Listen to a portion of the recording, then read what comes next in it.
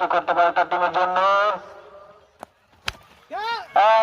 লম্বা ছয়, বলটা দিয়ে দাও, বলটা দিয়ে দাও।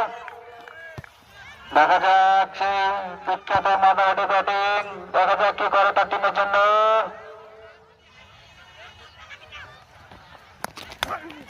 আবারও লম্বা ছয়, লম্বা ছয়, বল ঢুকছে। লাস্ট বল।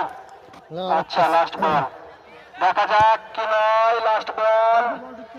সে সাড়ে রাখবেন তার টিমের জন্য কি করতে পারে।